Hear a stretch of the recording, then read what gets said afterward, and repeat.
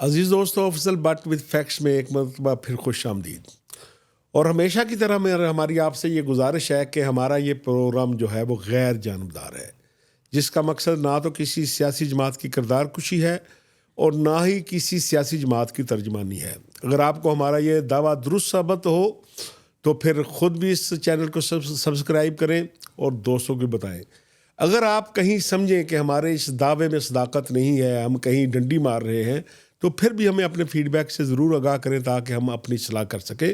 تو دوستو، پروگرام میں آج 3-4 بہت امپورٹنٹ نکات ہیں جن کے حوالے سے ہم آپ کو آگاہ کریں گے۔ پہلا مسئلہ تو یہ ہے کہ اڈیالہ جیل میں خان صاحب کے حوالے سے ایک نیا سٹیج تیار کر لیا گیا ہے، اور لگتا یہ ہے کہ اس ہفتے میں انہیں 3-4 مقدمات میں مزید سخت سزائیں سنائی جا سکتی ہیں، جن میں سب سے امپورٹنٹ کیس جو ہے وہ آپ کو جانتے ہیں کہ 190 ملین پاؤنڈ کا جو کیس ہے اس کی سماعت 17 دسمبر کو ہے، اور اس حوالے سے آپ جانتے ہیں کہ فرد جرم عائد کی جا چکی ہے۔ خان صاحب اپنے گواہ واپس لے چکے ہیں، اب صرف اس پر بحث ہونی ہے، کیس کے میرٹ کے اوپر، اور دلائل ہونے ہیں۔ ڈیفینیٹلی خان صاحب کا وکیل کتنے دن لے سکتا ہے؟ 1 دن لے لے، 2 دن لے لے، 3 دن لے لے۔ سرکار جو ہے وہ تو اپنے دلائل دے چکی ہے، وہ 1 گھنٹے میں دوبارہ کر دے گی، اور یہ کیس اپنی کنکلوژن کی طرف چلا جائے گا اور جزا و سزا کا مرحلہ شروع ہو جائے گا۔ اسی طرح اگر آپ دیکھیں تو GHQ کیس میں ٹوٹل جو ملزمان تھے وہ 119 تھے، جن میں 98 ملزمان پر جو ہے فرد جرم عائد ہو چکی ہے۔ کچھ پر پہلے تھی، کچھ پر آج ہوئی ہے۔ اب 21 ملزمان باقی ہیں جن پر فرد جرم عائد ہونی ہے، اور ان کو 19 دسمبر کو طلب کیا گیا ہے، اور 19 دسمبر کو جب ان پر بھی فرد جرم عائد ہو جائے گی تو پھر آپ کو پتہ ہے کہ پھر عدالت جو ہے وہ بحث پہ کتنے دن لے گی، ہفتہ لے لے، 3 دن لے لے، 4 دن لے لے۔ اس میں بھی سرکاری وکیل نے تو آلریڈی اپنا کام کیا ہوا ہے۔ خان صاحب کے جو وکیل ہوں گے وہ اپنے دلائل دیں گے، اور اس کے بعد جو ہے وہ جج صاحب سزا سنا دیں گے، جبکہ توشہ خانہ 2 میں آلریڈی آپ کو پتہ ہے کہ فرد جرم مکمل ہو چکی ہے، اور اس میں بھی اب معاملہ بحث پر جانا ہے۔ تو اس لیے یہ وہ 3 کیسز ہیں جو عمران خان پر بنائے گئے تمام کیسز میں سب سے امپورٹنٹ تھے۔ باقی سب پولیٹیکل کیس تھے، خواہ اس کو آپ توڑ پھوڑ کہہ لیں، قتل کہہ لیں، جتنے بھی کیس بنے وہ سیاسی نوعیت کے کیس تھے۔ لیکن یہ 3 کیسز ایسے ہیں جن میں کسی نہ کسی جگہ اختیارات کا ناجائز استعمال ہے، کسی جگہ دہشت گردی میں انوالو ہونے کا الزام ہے، اور کسی جگہ امانت میں خیانت کا الزام ہے۔ تو ان الزامات سے خان صاحب بھی بچنا چاہ رہے تھے، اور اب تک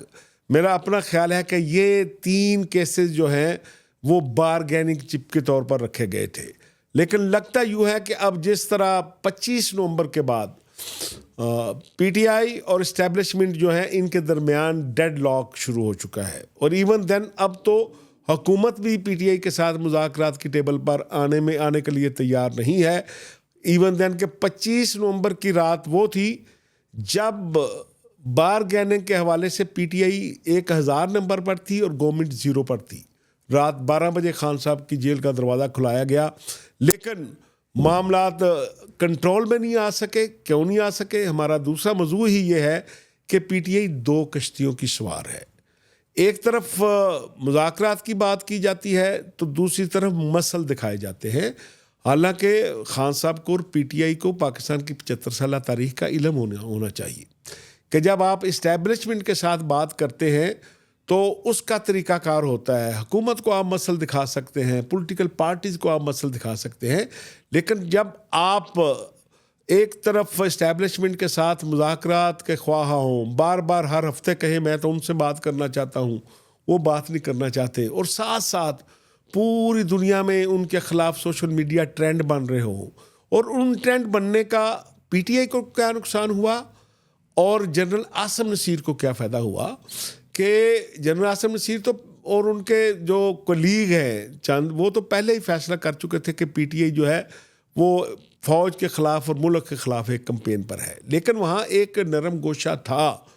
جو ود ان اسٹیبلشمنٹ تھا کہ نہیں بھائی یہ لوگ ہیں، چلو کسی کو زخم آیا ہوگا، کسی کے ساتھ زیادتی ہوئی ہوگی، اور اگر کوئی بات کرتے ہیں تو ہمیں برداشت کر لینی چاہیے. لیکن جب پی ٹی آئی کی جانب سے ان کے جو جتنے ٹرولر ہیں ان کی جانب سے مسلسل اسٹیبلشمنٹ کو پوری دنیا میں جو ہے وہ تماشا بنایا گیا, تو اب آہستہ آہستہ ان رینکنگ میں with in ranks Asim Munir صاحب کی پوزیشن مزید مستحکم ہو گئی. یا جو لوگ ود ان رینکس ان پر تنقید کرتے تھے, ان کے سامنے بیٹھ کر بات کرتے تھے, اب وہ بھی دفاعی پوزیشن میں چلے گئے ہیں. اور یہ صرف اور صرف اس لیے ہو رہا ہے کہ پی ٹی آئی جو 2 کشتیوں کی سوار ہے. واضح کر لیں, آپ نے لڑائی لڑنی ہے تو لڑ لیں, لیکن اگر آپ نے مذاکرات کرنے ہیں تو پھر مذاکرات کریں, پھر مسئلہ نہ دکھائیں. میں یہ سمجھتا ہوں کہ اب تک پی ٹی آئی کو جو نقصان ہوا اس میں 2 کشتیوں میں سوار ہونے کی ان کی یہ جو وجہ ہے وہ مین بنی کہ ایک دن پی ٹی آئی کی قیادت اور فیصلہ کرتی ہے. ابھی آپ گورنمنٹ کے ساتھ ہی دیکھ لیں کہ پہلے انہوں نے کہا کہ جی ہم مشروط طور پر بیٹھیں گے, پھر دوسرے دن کہا انکنڈیشنل بیٹھنے کے لیے تیار ہیں, تیسرے دن کہا کہ ہمارے شرائط نہیں ہیں, ہمارے مطالبات ہیں. تو اس لیے میرا اپنا خیال ہے کہ ایسی پولیٹیکل پارٹی جو اس وقت سٹرگلنگ فیس میں ہو, جو اسٹیٹ کے جو ہے وہ تمام مظالم کو بھی فیس کر رہی ہو, اس کے ہزاروں لوگ جیلوں میں ہوں, ہزاروں لوگوں پر مقدمات قائم ہو, اس کو یکسوئی کے ساتھ بیٹھ کر فیصلہ کر لینا چاہیے کہ بھائی ہم نے مذاکرات کرنے ہیں اور مذاکرات کی ٹیبل تک پہنچنے کے لیے ہم نے ہر حربہ استعمال کرنا ہے. تو پھر میرا خیال ہے کہ پی ٹی آئی کے یہ مسائل اور یہ مصائب کم ہو سکتے ہیں. بہرحال اب پی ٹی آئی کے 2 کشتیوں میں سوار ہونے کی وجہ سے خان صاحب پر جو 3 امپورٹنٹ کیس تھے جن کو ان کے وکلاء سمجھتے تھے, ان کی پارٹی سمجھتی تھی کہ اگر ہم کسی طرح ڈیل کے ذریعے بات چیت کے ذریعے ان کیسز میں سزا سے بچ گئے تو باقی کیسز جو ہیں وہ ہمیں کچھ نہیں کہتے, وہ ایک پیشی کی مار ہیں. جس دن اسٹیبلشمنٹ کے ساتھ معاملات طے ہو گئے, جس دن ڈیل ہو گئی, تو سارے کیسز اس طرح ختم ہو گئے جس طرح عدالتیں خود چل کر نواز شریف کے پاس جا رہی تھی اور نواز شریف کے کیسز ختم ہوئے تھے. اس کے ساتھ ساتھ دوستو آپ جانتے ہیں کہ آزاد کشمیر میں بھی تبدیلی کا کھیل جاری ہے, اور میں نے کل بھی بتایا تھا کہ ہوا تو چل چکی ہے, لیکن اب وہی کھیل کھیلا جا رہا ہے جو موجودہ اسمبلی نے, جس کو بھی 3 سال ہوئے ہیں, اپنے پہلے وزیر اعظم کے ساتھ کھیلا. قیوم نیازی صاحب کا میں اس لیے حوالہ دے رہا ہوں کہ ان کے وزیر اعظم بننے اور انوار الحق صاحب کے وزیر اعظم بننے کے حالات تقریباً ایک جیسے ہیں. نہ قیوم نیازی صاحب اسمبلی ممبر بنتے وقت وزارت عظمیٰ کے امیدوار تھے, نہ انوار الحق صاحب کا اس وقت تک نام تھا جب وہ وزیر اعظم بنے. بلکہ قیوم نیازی صاحب کا تو آپ کو واقعہ یاد ہوگا, اگر نہیں یاد تو میں بتانا چاہتا ہوں کہ اس وقت آپ کو پتہ ہے کہ مختلف ناموں کے حوالے سے قرعہ نکلتا تھا کہ کس کا نام الف سے شروع ہوگا, کس کا نام عین سے شروع ہوگا. تو جو ہی آزاد کشمیر اسمبلی کے الیکشن ہوئے تو پہلی دفعہ کوٹلی کھوئی رٹا سے ایک رکن اسمبلی منتخب ہوئے انصر عبدالی صاحب. تو اچانک ان کے الیکشن سے دوسرے تیسرے دن وزارت عظمیٰ اس وقت کیونکہ پرائم منسٹر عمران خان صاحب تھے, وزیر اعظم اس کا سے انہیں کال گئی کہ بھائی آپ کو خان صاحب نے طلب کیا ہے وزیر اعظم ہاؤس میں اور ہیلی کاپٹر آپ کو لینے کے لیے آ رہا ہے. آزاد کشمیر چھوٹا سا علاقہ ہے, ایک دم پورے آزاد کشمیر میں تہلکہ مچ گیا کہ بھائی اس کا کون سا جگاڑ لگ گیا ہے انصر عبدالی کا کہ پہلے تو اس کو ٹکٹ نہیں مل رہا تھا, اب اسمبلی ممبر بنتے ہی ہیلی کاپٹر کا جانا ان دنوں کیونکہ وزارت عظمیٰ کے لیے فائنل راؤنڈ کھیلا جا رہا تھا, تو انصر عبدالی کو بلا لیا گیا کہ سب لوگوں نے اس کے گھر میں مٹھائیاں مبارکبادیں یہ وہ. اس بدقسمت سے غلطی کیا ہوئی, اس گئے اور ان سے پوچھا اچھا جی آئیں, آپ کو بلایا گیا اس لیے کہ آپ کا نام عین سے شروع ہوتا ہے انصر عبدالی, تو اس لیے ہم نے وزیر اعظم اس کو بنانا ہے جس کا نام عین سے شروع ہوگا. تو اس نے کہا جی میرا نام تو الف سے شروع ہوتا ہے, میں الف سے انصر عبدالی لکھتا ہوں. ساتھ انہوں نے کہا جی اب آپ ہیلی کاپٹر پہ نہیں جائیں گے, آپ گاڑی پہ بیٹھ کر واپس جائیں. اور پھر دیکھا گیا کہ ود ان رینکس اس کا نام عین سے شروع ہوتا ہے, تو عبدالقیوم نیازی صاحب کا نام عین سے شروع ہوتا تھا. وہ آئے, نیازی بھی تھے, خان صاحب نے ان کو پسند کیا اور وزیر اعظم بن گئے. لیکن جس انداز سے وہ ہٹے, مجھے ہٹنے کا معاملہ بھی ایسے لگتا ہے کہ جس طرح وہ ہٹے, آج کل جو تبدیلی کا کھیل شروع ہے, اچانک مجھے ایسے لگتا ہے کہ چودھری انوار الحق صاحب کے ساتھ بھی کہیں ایسا نہ ہو جائے کہ رمضان المبارک کے دن تھے, رات کوئی سحری کے ٹائم سے کوئی 1 گھنٹہ پہلے مجھے اسمبلی ممبر نے کال کی کہ سردار قیوم نیازی کے خلاف جو ہے تحریک عدم اعتماد آ رہی ہے. تو میں نے جو ان کے سب سے قریبی ان کے خاندان کے آدمی تھے، میرے بھی وہ دوست ہیں، میں انہیں رات 2-3 بجے کال کی. میں نے کہا کہ بھائی آپ وزیر اعظم صاحب کو اطلاع کر دیں کہ ان کے خلاف طریقے اعتماد آ رہی ہے. انہوں نے کہا بٹ صاحب کیا باتیں کرتے ہیں آپ، کہ پرسوں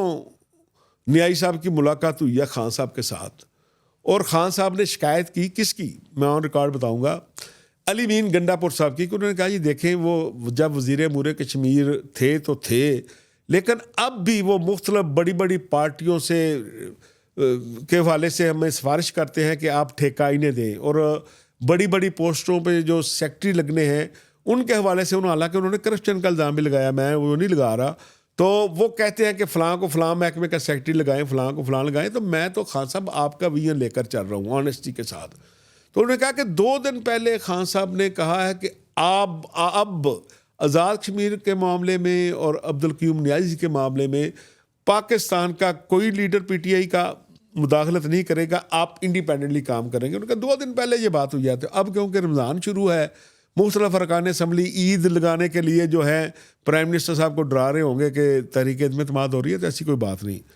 میں نے کہا بھائی آپ میری بات نہ مانیں، مجھے جس رکن اسمبلی نے یہ بتایا ہے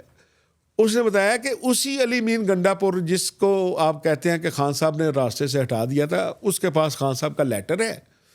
اور وہ ایک اسمبلی ممبر کو بلا کر دستخط کروا رہا ہے. تو میں تو دستخط کر رہا ہوں، ظاہر ہے خان صاحب کا لیٹر ہے، علی امین گنڈا پور وہ فارمر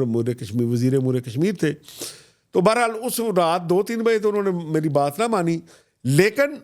پھر دوپہر کو مجھے کال کی کہ بٹ صاحب آپ کی اطلاع درست تھی، لیکن لگتا ہے خان صاحب کو جو ہے وہ مس گائیڈ کیا گیا ہے. تو